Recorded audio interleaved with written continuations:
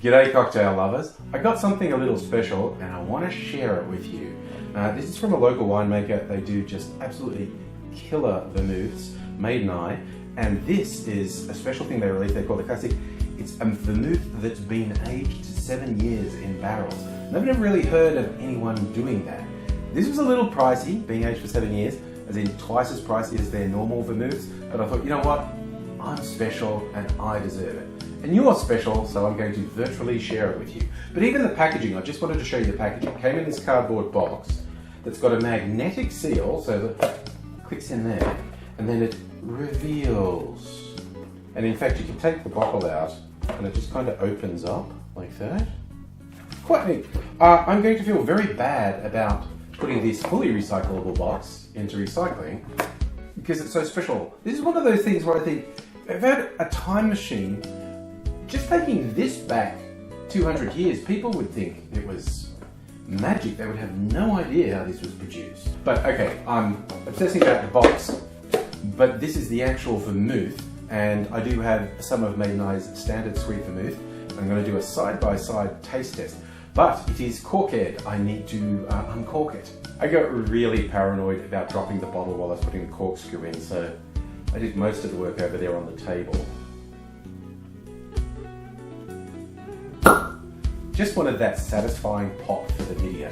Made in I do three main styles of vermouth: sweet, dry, and classic.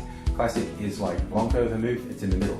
This is barrel-aged classic, so it's their 2015 vintage classic, and matured slowly in a French oak barrel, and it develops unique aromas before bottling. So they're saying share it neat, or I'm actually going to make a cocktail with it because you know me. But now I'm going to do a neat test between this aged classic and their standard sweet vermouth. Realistically, I should have compared it to their classic, but I only so many bottles of vermouth I want open at any given time. You see, this is the sweet, it's darker than the classic. I'm going to taste the classic first, actually. It smells fantastic. It's just flowers and grapes. It's really nice. Oh, it's sweet and fruity with wine richness at the end. Now, compared to their standard sweet vermouth,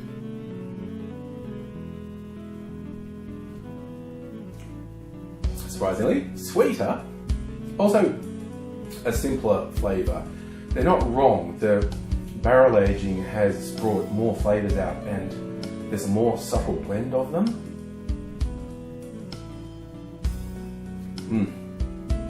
Both good. This is really nice, and I think I deserve a treat. I think to show it off, I'm going to make reverse Manhattan with it. So to make the reverse Manhattan, first in our mixing glass, 2 ounces or 60 mils of vermouth, then 30 mils or 1 ounce of rye whiskey. And I used a cask strength rye just to beef it up a little.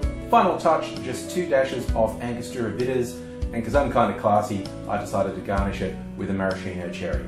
It's a fantastic burgundy colour, and here we are with our reverse Manhattan. Give it a taste.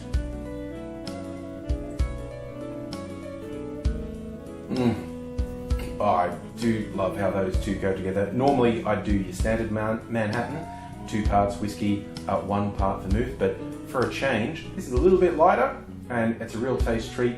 You should try one, the reverse Manhattan. Cheers.